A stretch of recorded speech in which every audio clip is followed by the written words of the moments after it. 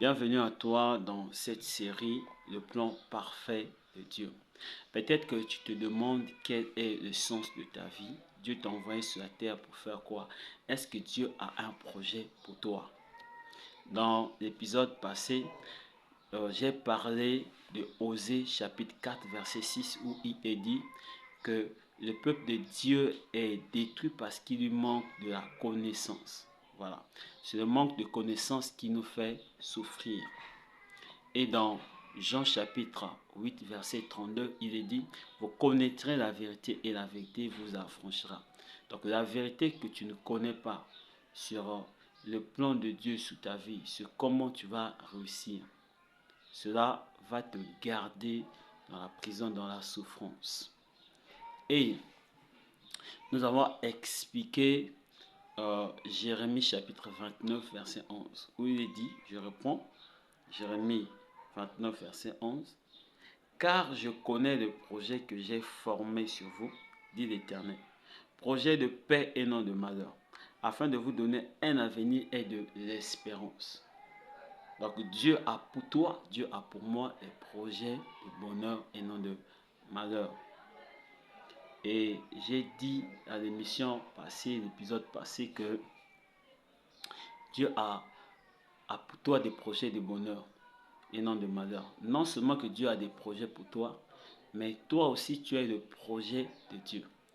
Donc dans ta famille, tu as le projet de Dieu. Dans ton église, tu as le projet de Dieu.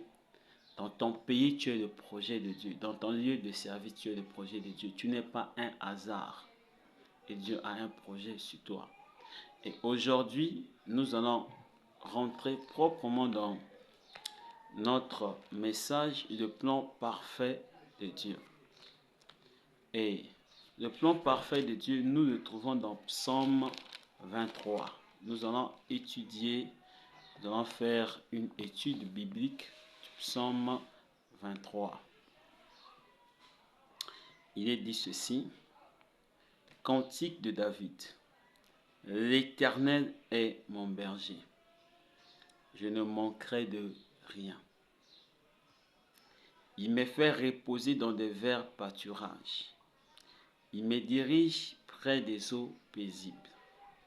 Il restaure mon âme. Il me conduit dans les sentiers de la justice à cause de son nom. Quand je marche dans la vallée de l'ombre de la mort, je ne crains aucun mal, car tu es avec moi. Ta houlette et ton bâton me rassurent. Tu dresses devant moi une table en face de mes adversaires.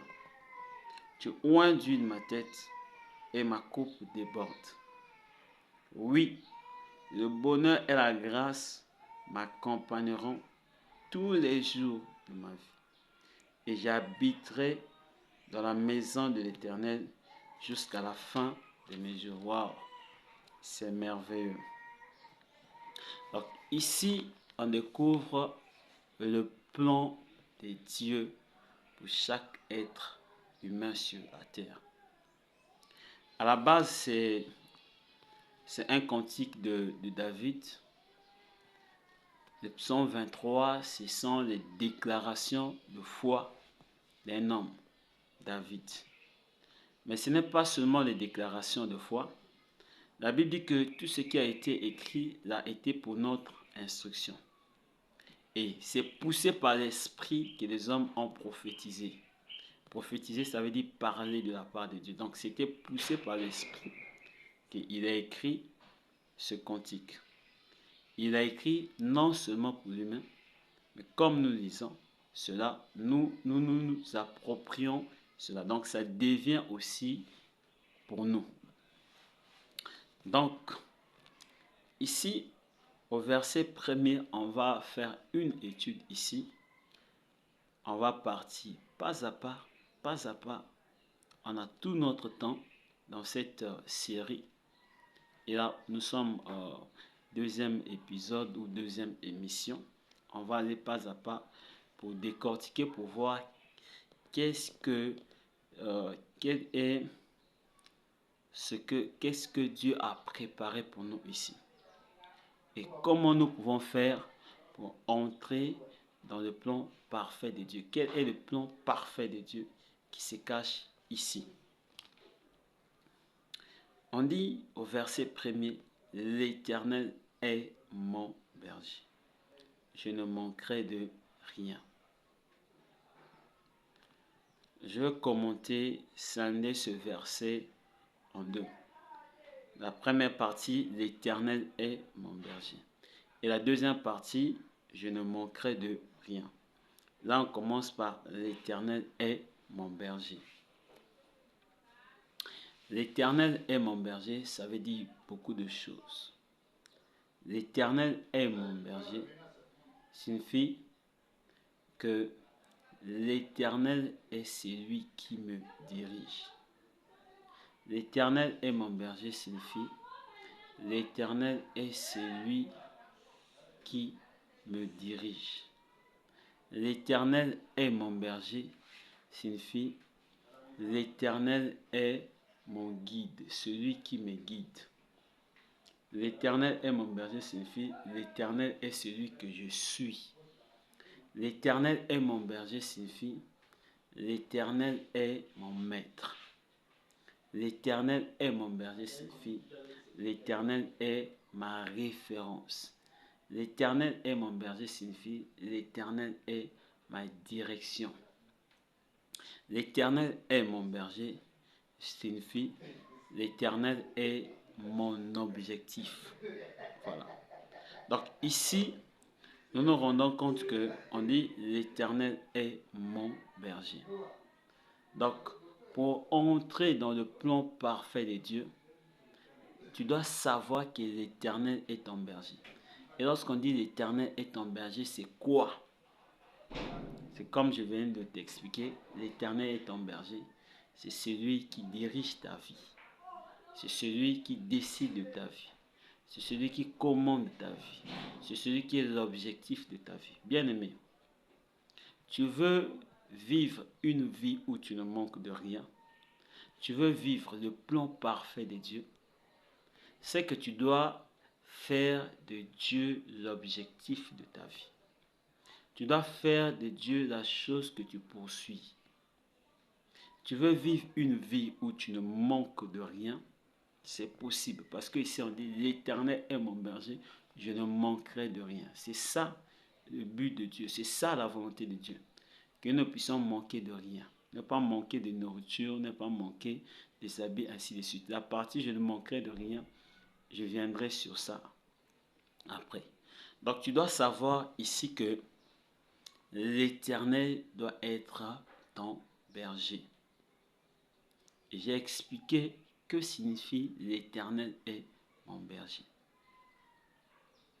Mais de ton côté, ce que tu dois faire, c'est que tu dois toi-même décider de devenir une brebis. Une brebis, c'est comme nous voyons la brebis. La brebis n'a pas de pouvoir. La vie de la brebis dépend de son berger, dépend de son maître. Si son maître l'amène manger dans un endroit où il y a un bel pâturage, un bon pâturage, il va se contenter de ça. Si on l'emmène manger dans un endroit où il n'y a pas assez d'herbe de qualité, la brebis aussi va se contenter de ça.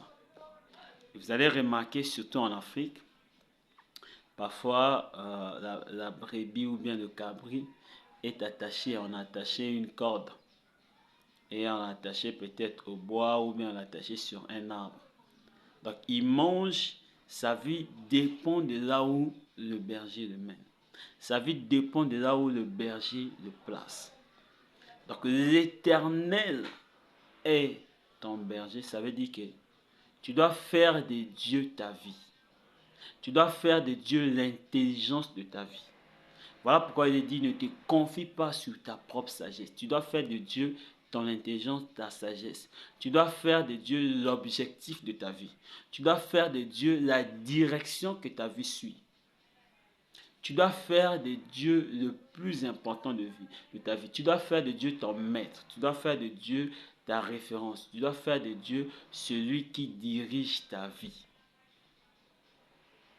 tant que tu ne décides pas de ça, ça sera compliqué.